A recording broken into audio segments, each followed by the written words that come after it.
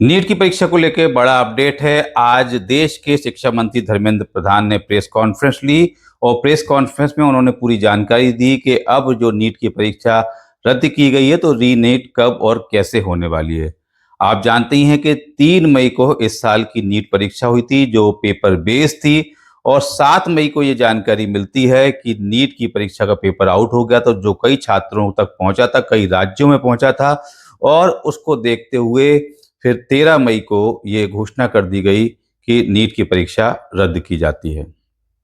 अब सवाल ये उठता है कि नीट की परीक्षा रद्द क्यों की गई थी? उसकी वजह यही है कि नीट की परीक्षा पहले से ही लीक हो गया था पेपर। लेकिन अब दोबारा जो परीक्षा होने वाली है उसमें कितने मजबूत इंतजाम होंगे, क्या कुछ रहेगा, उस बारे में भी धर्मेंद्र प्रधान ने जानकारी दी है और छात्रों और अभिभावकों का विश्वास जीतने की कोशिश की है। चलिए मैं आपको बता देता हूं कि सबसे पहले जो नीट का एग्जाम होने वाला है वह 21 जून को होगा। 21 जून को परीक्षा होगी, उसके 7 दिन पहले ही आपको 15 जून तक जो है वो आपके एडमिट कार्ड्स मिल जाएंगे। यहाँ सबसे बड़ी घोषणा जो की है धर्मेंद्र प्रधान ने, कि जिस तरीके से एनटीए ने कहा था उसी को उन्होंने रिपीट किया है कि छात्रों की जो परीक्षा फीस थी वो वापस लौटाई जाएगी और जो नई परीक्षाएं कराई जाएंगी उसके लिए कोई फीस नहीं ली जाएगी। इसके साथ ही छात्रों के आक्रोश को कम करने के लिए धर्मेंद्र प्रधान ने ये भी कहा है कि जो 21 जून को परीक्षा होगी उसमें 15 मिनट का अतिरिक्त समय छात्रों को दिया जाएगा। 21 जून को रविवार है, 2 बजे परीक्षा शुरू होगी और 5 बजे की जगह 5:15 बजे, यानी कि 3 घंटे 15 मिनट का समय छात्रों को परीक्षा के लिए दिया जाएगा। परीक्षा में प्रश्न पत्र वगैरह वही रहेंगे, जितने नंबर के प्रश्न होते थे, जितने प्रश्न होते थे, वहां कोई भी बदलाव नहीं किया गया है। पेपर बेस्ड ही होगा।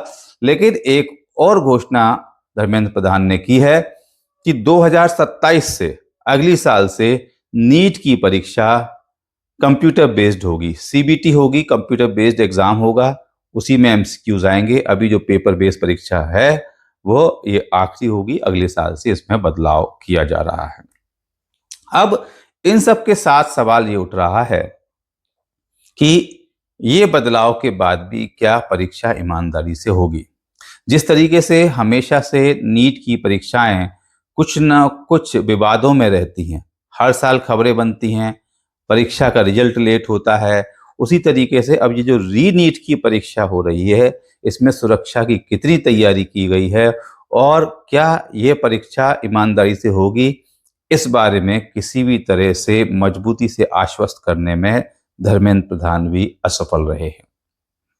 अब मुद्दा ये उठता है कि छात्र को ये समय जो मिला है, क्योंकि लगभग 1 महीने का समय है, इस 1 महीने के समय में छात्रों को फिर से तैयारी करनी पड़ेगी, फिर से कोचिंग्स पे जाना पड़ेगा।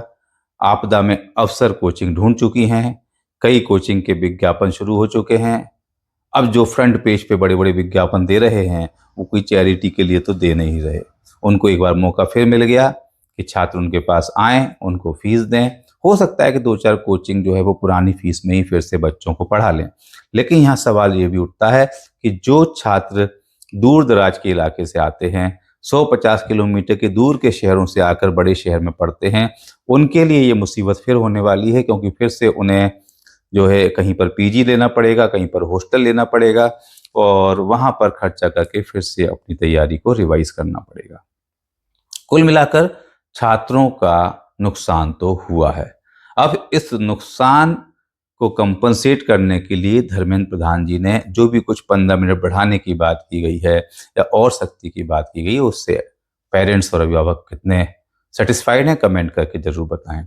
लेकिन अभी जो नीट की परीक्षा लेट होगी, देखिए आपने परीक्षा की डेट बता दी कि 21 जून को परीक्षा है, लेकिन रिजल्ट कब तक आएंगे? क्या रिजल्ट समय पे दे पाएंगे? और जब रिजल्ट आएंगे तो उसके बाद काउंसलिंग कब तक होगी?